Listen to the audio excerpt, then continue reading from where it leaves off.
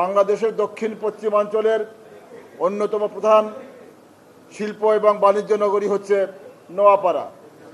সেই নোয়াপাড়ার ওই দক্ষিণ পশ্চিমাঞ্চল সহ সারা বাংলাদেশের মানুষ অনেক নির্ভরশীল কর্মজীবী এবং জীবন জীবিকার জন্য।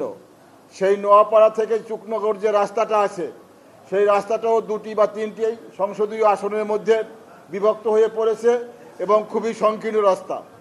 সেই রাস্তাটি বর্তমান যে প্রস্তাব করা হয়েছে যশোর শহর, যদি এইভাবে এটি পুনর্নির্ধারণ করা হয় তাহলে ওই নোয়াপাড়া চুকনগর রাস্তাটি একটি সংসদীয় আসনের মধ্যে পড়বে এবং সেটি খুব সহজেই একজন সংসদ সদস্য উন্নয়নমূলক কর্মকাণ্ড করতে পারবেন এবং সমগ্র দক্ষিণ পশ্চিম অঞ্চলের যে জনগণ আছেন সেই জনগণ ওই রাস্তার সুফল ভোগ করবেন এবং নোয়াপাড়া শিল্পনগরীর সুফল ভোগ করতে পারবেন।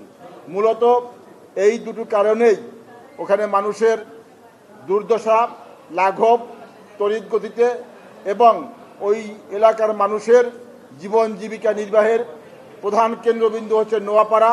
তার সাথে যোগাযোগ স্থাপনের জন্যই মূলত এই প্রস্তাবটি করা হয়েছে। যে আজকে নির্বাচন কমিশন আমাদেরকে আহ্বান করেছিল, আমরা এসেছিলাম, কিন্তু আমরা লক্ষ্য করলাম যে যিনি অভিযোগ করেছেন সুকৃতি মণ্ডল নামক একজন ব্যক্তি, তিনি এই আসন বিন্যাসের জন্যে তিনি বিভিন্ন রকম প্রস্তাব দিয়েছেন।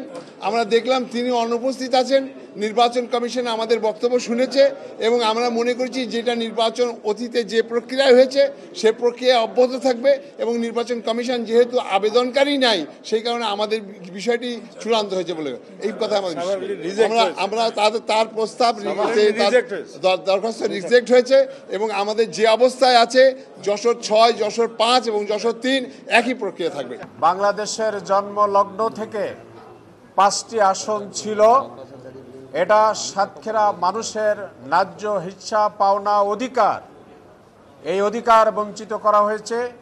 আমার সাতক্ষীরায় বিগত আন্দোলনে 48 জন ভাই আমাদেরই শাহাদাত বরণ করেছে। এত রক্ত এবং বৈষম্যবিরোধী ছাত্র সমাজের আন্দোলনের ফসল আজকের এই পরিবেশ। আসন বন্টনে জাতীয়ভাবে সাতক্ষীরার প্রতি যে বৈষম্য প্রদর্শন করা হয়েছে, আশা করি আজকের এই শুনানির মাধ্যমে তার নিষ্পত্তি হবে। আমরা 5টি আসনই পেতে চাই, পাবো, এটা আমাদের অধিকার।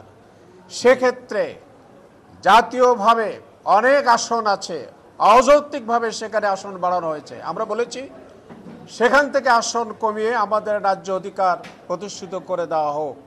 নিতান্ত কোনো বিবেচনায় যদি এটা সম্ভব না হয় তাহলে আশাশুনির সাথে শ্যামনগর নয়। আমরা একটি কথা বলবো, এখানে আমরা বলেছিও প্রশাসনিক দৃষ্টিকোণ থেকে আরও নানা বিবেচনায় কোনো উপজেলাকে দ্বিখণ্ডিত না করে অখণ্ড রেখে টোটাল কালীগঞ্জ এবং শ্যামনগর এবং সেই সাথে দেবহাটা এবং আশাশুনি মিলেও একটি আসন হতে পারে, সেটাও জনগণের দুর্ভোগ থাকবে।